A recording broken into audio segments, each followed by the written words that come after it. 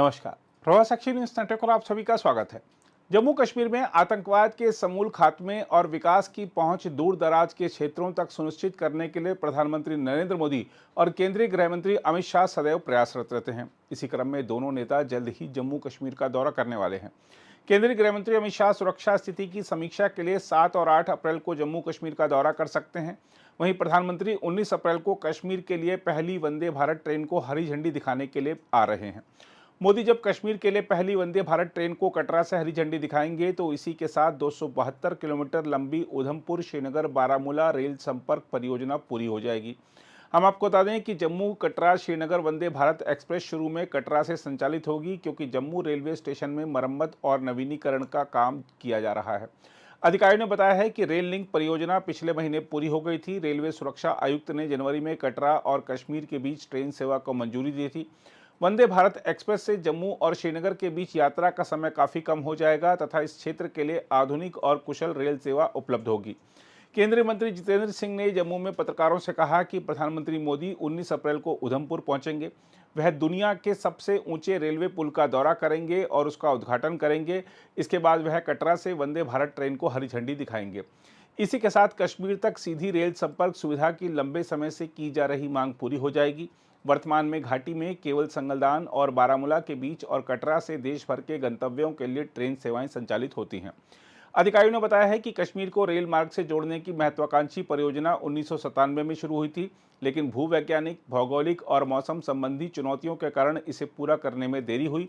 इस परियोजना में कुल 119 किलोमीटर की 38 सुरंगें शामिल हैं, जिनमें सबसे लंबी सुरंग T49 है, जो 12.75 किलोमीटर लंबी है। यह देश की सबसे लंबी परिवहन सुरंग भी है।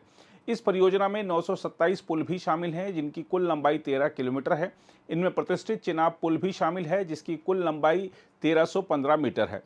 इसकी मेहराब 467 मीटर है और यह नदी तल से 359 मीटर ऊपर है। एफिल टावर से 35 मीटर ऊंचा होने के कारण यह दुनिया का सबसे ऊंचा मेहराब वाला रेलवे पुल होगा। जहां तक अमित शाह के कार्यक्रम की बात है तो आपको बता दें कि अस्थायी कार्यक्रम के अनुसार गृह मंत्री जम्मू कश्मीर की अपनी यात्रा के दौरान सुरक्षा स्थिति और आतंकवाद रोधी अभियानों की समीक्षा करेंगे। उनके जम्मू क्षेत्र के अग्रिम इलाकों का दौरा करने और सीमा सुरक्षा के लिए तैनात सैनिकों से मिलने की भी संभावना है। हम आपको बता दें कि गृह मंत्रालय के कामकाज पर राज्यसभा में चर्चा के दौरान 21 मार्च को अमित शाह ने जो आंकड़े साझा किए थे, उनसे पता चलता है कि 2004 से 2014 के बीच जम्मू कश्मीर में आतंकवाद की 7,217 घटनाएं हुई, जो 2014 से 2024 के बीच उल्लेखनीय रूप से घटकर 2,242 रह गईं। आंकड़ों के अनुसार इस अवधि के दौरान कुल मौतों की संख्या में 70% की कमी आई, नागरिकों की मौतों की संख्या में 81% की कमी आई तथा सुरक्षा कर्मियों की हताहतों की संख्या में 50% की कमी आई। वर्ष 2010 से 2014 तक हर साल औसतन 2,654 संगठित पथराव की घटनाएं हुई, लेकिन 2024 में ऐसी कोई घटना सामने नहीं आई।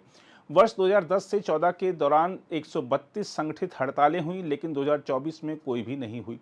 उन्होंने कहा कि इस अवधि के दौरान पत्थरबाजी की घटनाओं में 112 नागरिक मारे गए और 6,000 घायल हुए, लेकिन अब ऐसी घटनाएं पूरी तरह बंद हो गई हैं। वर्ष 2004 में 1587 आतंकवादी घटनाएं हुई, जबकि 2024 में यह संख्या घटकर मात्र 85 रह गई।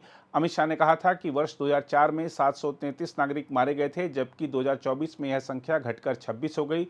सुरक्षा बल कर्मियों की मृत्यु की संख्या 2004 में 331 से घटकर 2024 में 31 हो गई। अगर आप भी लेना चाहते हैं देश दुनिया की तमाम जानकारी तो आज ही सब्सक्राइब करें हमारे चैनल को। साथ ही नीचे दिए बेल आइकन को जरूर दबाएं ताकि हर अपडेट आप तक पहुंच सके।